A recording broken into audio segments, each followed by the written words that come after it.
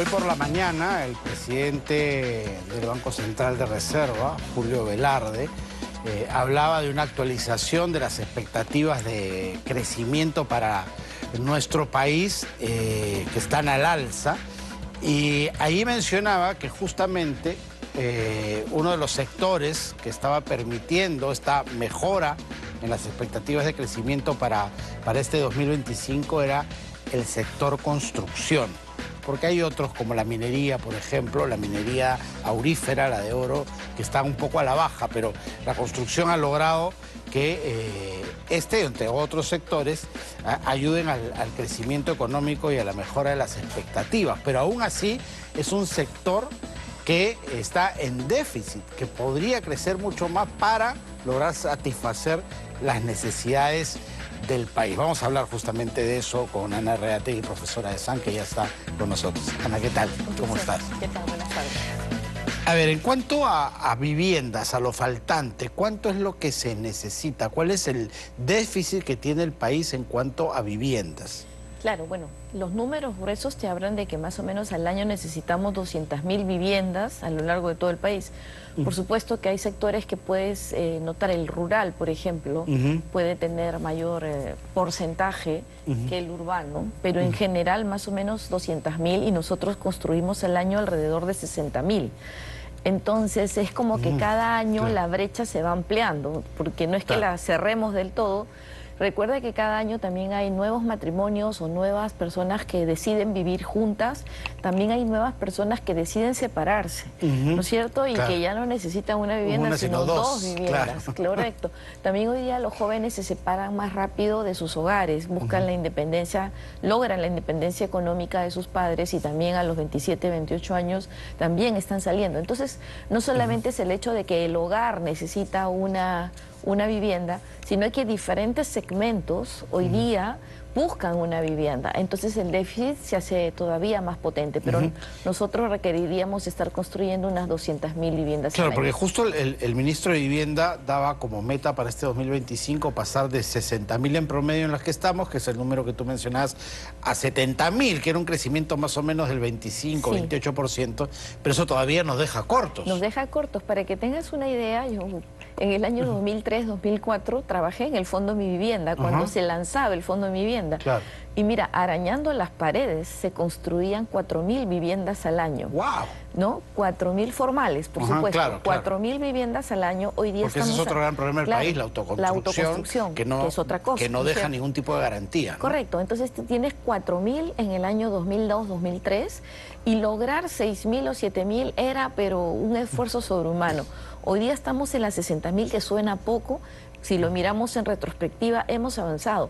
El problema es que hay más población, por supuesto, y como te decía, hay más segmentación de las necesidades. Claro.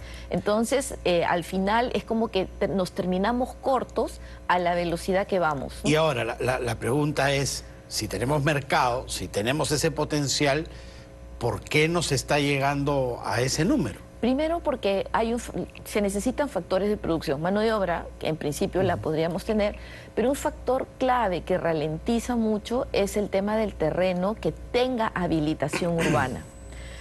No es solamente tener el terreno, como lo podríamos tener, pues no sé, en la variante Pasamayo, si te das cuenta, ahora todo está urbanizada, ¿no es cierto? El problema es que no tiene agua ni energía.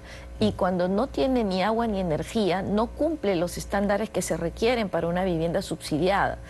Y por lo tanto, el hacer la vivienda en esos lugares no habilitados, entonces va a puño, va con la propia fuerza del habitante, que irá un ladrillo, dos ladrillos, un cuarto, dos cuartos, en un proceso completamente lento e ineficiente. Claro, y sin asistencia técnica en la mayoría de los casos, ¿no? Ineficiente, construye de la mejor manera que puede, sin los cimientos adecuados, y de pronto ves edificios de 4 o 5 pisos, cuando de repente solo podías hacer 2.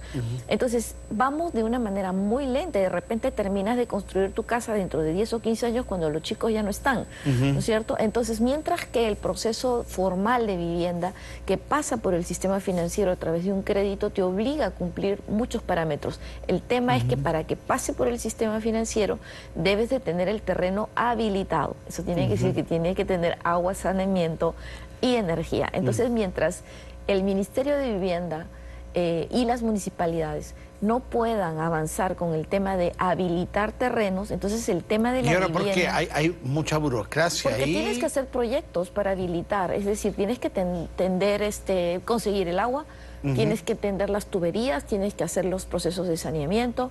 El ministro habla de que el año pasado se ha invertido más o menos 1.300 y pico millones de dólares en obras de saneamiento. 1.341. Claro, que tiene que ver con la habilitación. Mientras no haya terrenos habilitados, tú no le puedes pedir a un constructor que haga una vivienda asequible, para no decir barata, asequible, claro, si es que no tiene los servicios básicos. Entonces, eso no lo puede hacer el sector privado, salvo que le pagaran para eso.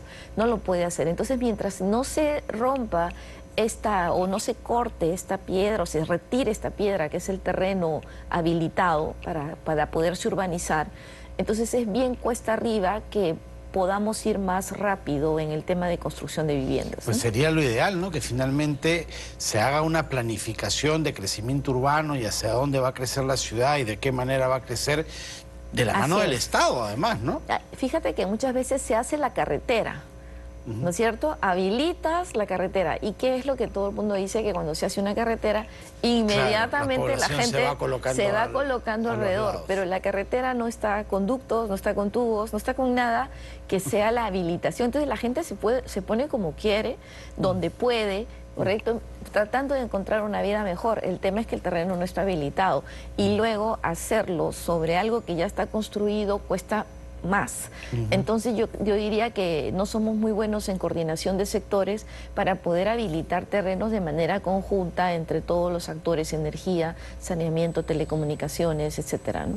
Claro, porque muchas veces las ciudades se construyen planificadas desde cero, con todo ya, ¿no? Y finalmente tenemos sectores donde tienes de todo, porque todo está planificado, y aquí más bien no, pues, ¿no? O podríamos, por ejemplo, yo cada vez que paso por el Callao, ahora que pues se ha mejorado mucho también el entorno y ya puedes pasar hacia el norte, por ejemplo, por el Callao, la vía expresa que se ha abierto por la playa, tú puedes ver un Callao que yo pienso que en algún momento, cuando se diseñó, realmente se planificó. Sus avenidas son anchas, grandes. Tú dices, acá alguien tuvo una visión de hacer grandes avenidas, ¿no? La avenida La Marina, las avenidas, o sea, hay muy buenas avenidas, cosa que no ves tanto en Lima, ¿no es cierto? En la Lima metropolitana las avenidas son más cortas, etc. Entonces tú dices, aquí nadie planificó, nadie vio cómo se podría hacer. Entonces, efectivamente, frente a una ausencia de la autoridad para el efecto de la planificación urbana, entonces quien tome el control es la población. Y la población, como es natural, busca un beneficio personal, no busca un beneficio social. Entonces, para eso tenemos al Estado. Entonces yo te diría que el gran problema, a pesar de que se hacen esfuerzos, yo diría que la política de vivienda en el Perú ha sido exitosa. No podemos hablar mal del Fondo Mi Vivienda, no podemos hablar mal de Techo Propio, no podemos hablar mal de los múltiples programas habitacionales que han habido. Al contrario, lo han hecho diferentes presidentes y muchos ministros de vivienda que le han puesto realmente empeño.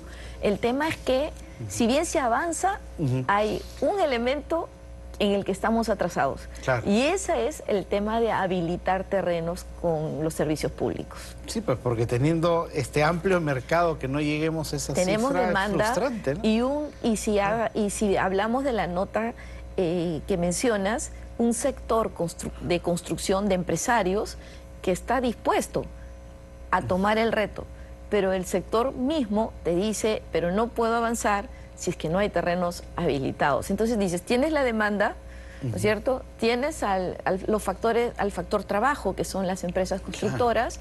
El tema es que, formal, claro, pero es tierra, los factores de construcción, típicos son tierra, capital, trabajo, ¿no es cierto? Entonces dices, ¿dónde está la tierra?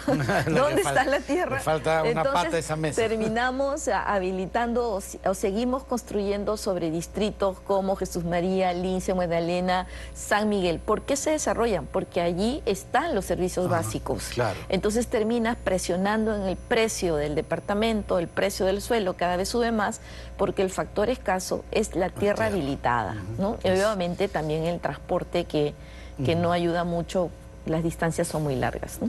Perfecto, quedó clarísimo. Gracias, Ana, como siempre. Muchas gracias a ustedes. Ana Reati, profesora de SAN, ha estado con nosotros. Son las 3 de la tarde con 1 minuto. Cerramos nuestro bloque económico.